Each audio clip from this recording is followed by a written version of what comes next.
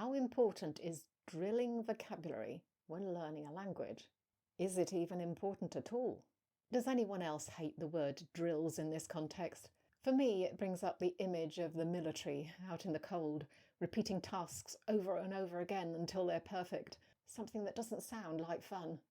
Language learning should not be like that, something where you feel you're being forced to be perfect. Because, let's be honest here, language learning is not a perfect science. It's trial and error.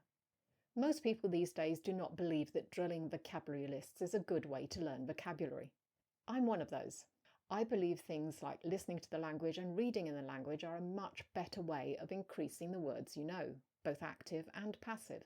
That doing exercises in the language is much better than staring at a list of words and forcing your brain to remember them.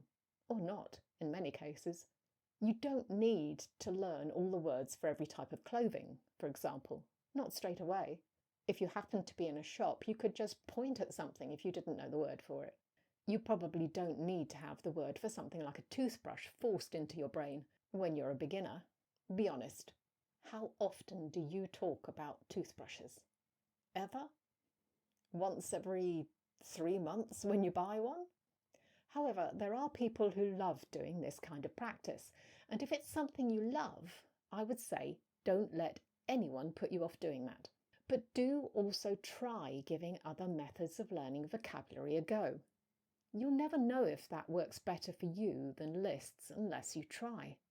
Learning language is all about experimenting. Plus, what works for one language may not work for another.